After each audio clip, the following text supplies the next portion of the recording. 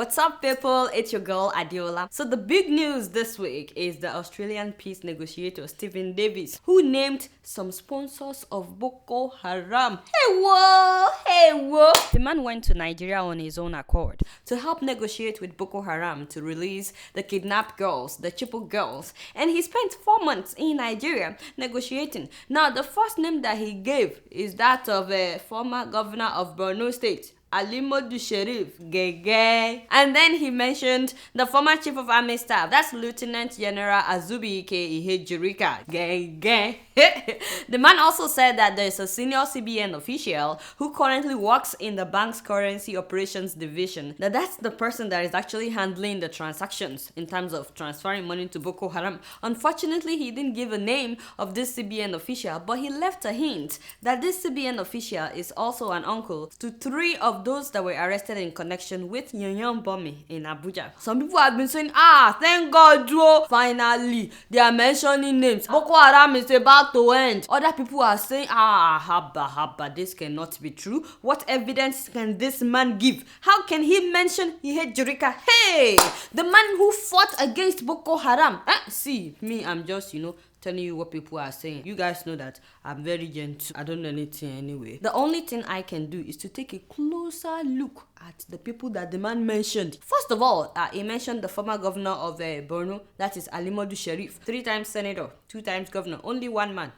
In case you don't know him, he's one of the filthy rich people in Nigeria and a very close friend of Mr. President. Very, very close. In fact, he visits Aso Rock anytime, any day. They are like, buddy, you get what I'm saying? Because he dropped out of school. Some people are saying that, how did this man make his money? Who says you need to be educated before you can make money? Although last year he was able to get his degree, some people are carrying rumors that he paid people to write his exams for him. I don't know about that. But how did he get his money? Well, during Obasanjo's time, his father, that is Alhaji Sharif Gamburu, was awarded 3 different contracts to build the Maduguri Monguno Kukawa Baga Road, that is in Borno State. The first time he was awarded 654 million naira, and then he was awarded 540 million naira, and then he was awarded 452 million naira. Till today, the road was never completed, although it's listed as one of the completed projects if you look at that document very well.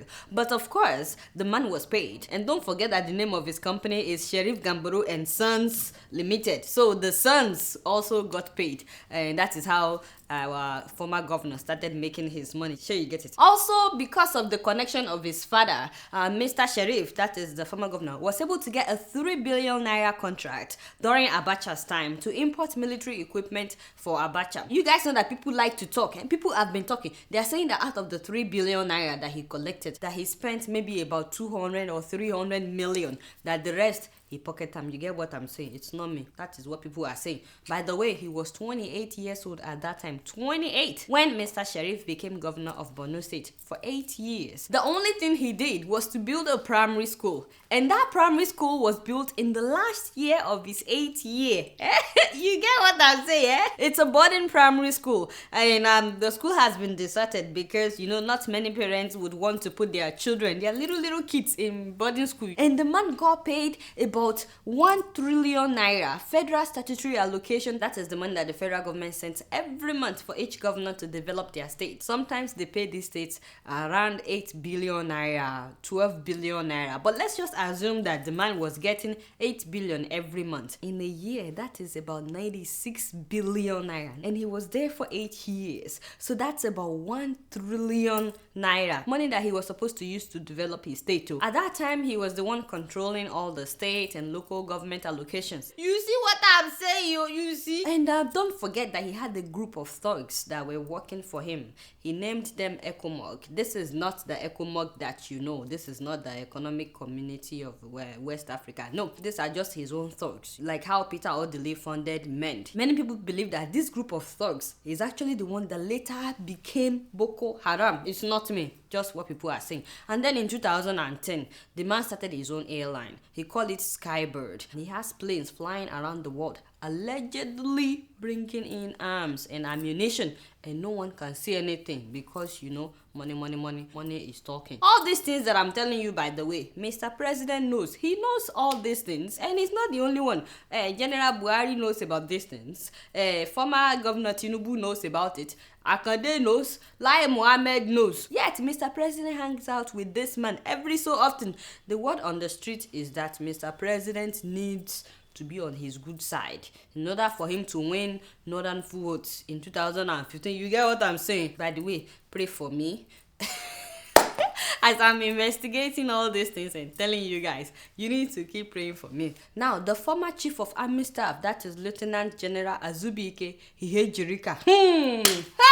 You guys know that I've been saying it for a long time, that Boko Haram must have informants in the Nigerian army. The organs that are facilitating the transfer of so many weapons of the Nigerian army to Boko Haram. Since the general's name was mentioned, by the way, I'm telling you, it's been war between my Igbo and Hausa friends. You guys know me, I'm just watching in silence. But you need to see my Igbo friends defending Mr. Ihejirika. They said that this is a conspiracy. It is a conspiracy, especially because in the last 40 years, this man is the first Igbo man to ascend to the position of chief of army staff. They said that he has nothing, absolutely nothing to gain by supporting Boko Haram. Don't forget, I'm not the one saying these things. It's my friends. And then my Hausa friends are saying Ihejirika is using Boko Haram to take revenge for how Igbo people were killed during the Biafra civil war. I swear, that is what some of them are saying. They said that was why Ihejirika sent Boko Haram to go and kill that prominent ex-general, Mohammed Shua. 2 days before Owerri was captured, the Biafran capital. They moved the capital. Umuahia fell to General Mohammed Shua. The man killed many Igbo people during Biafra, and he was killed by Boko Haram in his home in Maiduguri. Now, the two parties keep fighting each other. I've not been able to separate them, but personally, I've been thinking within me. I said, instead of Igbo people defending their own, Hausa people defending their own, Yoruba people defending their own, Kanuri, Fulani, and all ethnic groups defending their own, I said, why do we have courts in Nigeria now? Let them be questioned, and if they are found not guilty, Kajiko, they can just go home and be released. You get what I'm saying? Our main focus right now should be on how to end this Boko Haram menace. Whatever it will take, we need to end it. Because if we don't get rid of the sponsors of Boko Haram will keep progressing. You get what I'm saying? But personally, I don't see what the Australian man would gain by lying. Let's say that he was hired by APC now. Then you can say that he's been partial. But he wasn't hired by the opposition party. There was a time that he negotiated with the Niger Delta militants as well. He was hired by Obasanjo, and he was also hired one time by Yaradua. So if he's going to lie, I don't think that he would mention Mr. President's close friend. You get what I'm saying?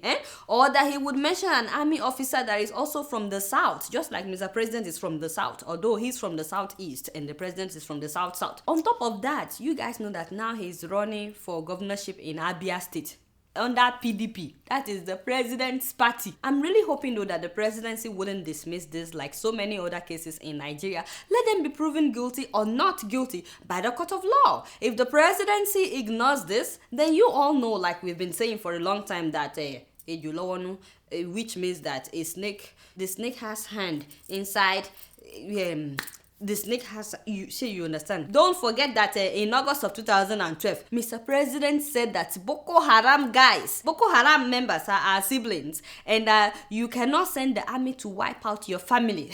So we are handling them with a soft approach. I swear, he said it in 2012. Some of you think that the guy is clueless. No, he knows what he's talking about. But while the president is protecting his siblings, do you guys know that Boko Haram has taken over so many cities, so many towns, so many villages in Borno? They've taken over Banki, they've taken over Madagali, they've taken over Gwaza, they've taken over Bama, they've taken over Dikwa, Gambarungala, Mate, as well as Buniyadi. The population of Bama alone is more than 270,000. More than 270,000. I spoke with some people in Bama who lost several family members in one day. I heard that dead bodies littered everywhere. People are not even allowed to go and bury their loved ones. Guess what? More than 3 million Nigerians have now been displaced. More than 3 million as we are talking. And this is not a war. So can somebody please tell Mr. President to bring his siblings to justice in order to stop this senseless killing of the innocent? Anyway, you guys know that I don't know much. Guess what? I'm just keeping it real. My shout out this week goes to a 17-year-old lady. Give it up for my beautiful sister, Martha Bissah. In case you don't know this beautiful lady, she's the first Ghanaian ever to win a gold medal in the Olympics. You get what I'm saying? Yes, sir! Yes, sir. She won the 800-meter final at the ongoing Youth Olympics in Nanjing, China last Saturday. And there's a little bit of a gap opening up. Way through on the outside to close, but it's too late. Bissah. What? Oh my God, did she just beat Hawi Alemu of Ethiopia, the African champion? Oh no. No. Now my heart is torn, you know. Ethiopia, Ghana. I can't really choose, you know. You are both very dear to me. You both made me proud, I do well. So Hawa of Ethiopia came second. And Germany took the third position. But kudos to this Ghanaian lady. The first time, and just like that. Not only did Bissah win the race, she also broke the junior national 800-meter record in the process. I heard that the girl is from a humble background and herself is very humble from what I've heard. I said, you go girl, that's the spirit. If you want to go far in life, you need to stay humble. You get what I'm saying? And then I heard that she's been awarded a scholarship to study in the US. I was like, yes, so go Martha. But you know, Martha, God bless you. I beg, don't be like, you know, the Black Stars players. Just to remain humble. Yes, because you know they were really good, really good. They are still good, but you know when they became famous, when they became popular, you know something. Yeah. So please continue to eat your humble pie, and you know the sky is the limit. I do well. Guess what? I'm just keeping it real. So did you guys hear the latest news from Swaziland? Hey, the king of Swaziland has married another virgin. Yes, so he married 19-year-old former beauty pageant contestant Cindy. Well, I'm sure you are aware that the man is 46 and he already has 14 wives. 14. Actually, one of them ran away. So Cindy is now wife number 14 instead of 15 because of the one that ran away. So yes, 14 wives and 28 children. Ooh, Lord have mercy. You know, I'm trying to think of how that household would be like. 28. I mean, the children alone, they are more than some choirs. You get what I'm saying? I think that he's trying to be like his father, you know, King Sobhuza II, who had 70 wives and 201 children, as well as 1,000 grandchildren. Lord have mercy. I think that it's ridiculous that the king has daughters who are actually older than the new wife. I can just hear the daughters saying that, oh, you mean the young girl? That girl? No, she's not my younger sister. She's my father's wife. I call that abnormality. Oh, by the way, I heard that the girl is not a virgin after all. Don't ask me how I know. Because I don't gossip. I'm not even going to talk about that. Okay, I will. I heard that Cindy is actually known as Naughty Cindy. Apparently because she gets around, you know, what goes around comes around. You get it, yes. It's true that she's only 19, but the girl has already, you know, you get what I'm saying. In fact, she has dated at different times, so not at the same time, but she has dated 2 of the king's sons. Yes, that is Prince Majaha and Prince Banzile, both of them in their early 20s. Don't tell me that the king doesn't know about this yet. I don't understand. How can you and your sons be eating from the same but now? Never mind, you guys know that I'm very innocent. But my main beef with the king is that he's not taking care of the masses while he's lavishing state money on his family. For example, his first daughter, 27-year-old Princess Dlamini, in 2004, I remember that this same princess left a bill of $100,000. $100,000 when she came to shop in the US and in Europe. It's not as if she didn't bring money with her to shop then. It was after she finished the money that she brought that she left a bill of $100,000. I mean, you can check her out on YouTube because she sings and she raps. She's known as the royal rapper. She's very talented, by the way. No school. Picture this. He rocking K-Swiss. He wants his oral kiss. Beg me, say please give me what I miss. She's been saying that she will change things around when she gets in power as the queen. This country's gonna turn around someday, we believe. Very soon, in my time. Hopefully. I'm very impressed that she wants to change things around, but why wait to be queen before you start caring for your people? Some people will say that if Sunday will be great, by Saturday you will start feeling it. My sister, I'm just trying to say that you don't have to wait to become queen before you do something. For example, instead of spending so much money on yourself, you can start a foundation and start helping people in your country. The king's annual household budget for this year alone was $61 million. 61, and 12.6 million of that would be used for construction works on the palaces that he built. Meanwhile, Swaziland has the world's highest rate of HIV infection. I mean, there are more than 200,000 orphans and vulnerable children, many of them with no adult caregiver. In 2013 to 2014, the government of Swaziland budgeted 28 million for the health care of the whole country, while he budgeted 61 million for his personal household. 28 million divided by 1.2, that's about $23 per person for a whole year. Just imagine how ridiculous that is. Life expectancy in Swaziland is 48 years. 29% of Swazi children under the age of 5 years are stunted. That means that they are not developing as they should. 66% of Swazis are not able to meet their basic food needs, and 43% live in chronic poverty. So instead of chasing after teenage girls, let this king take care of business. Let him take care of his people. It's such a shame. Does he even have any advisors? If you want to be marrying women, just step down as the king and be marrying women. Nobody will complain. It's either that or you focus on the country and fix things. Haba, how many times do I have to tell you? Have you not been watching my show? I thought everybody watches. Keeping it real. Don't get me upset too. Guess what? I'm just keeping it real. Before I leave today, I like to read some of your emails. And the first one is from Tinotenda Mwamuka. I'm sorry if I didn't say your name correctly. And this person says, "Hi Adeola, I love watching your show, but nah, my sister, you've been quiet with Zimbabwe news, so a lot is going on, oh, Che. There is God, oh, there is God, oh."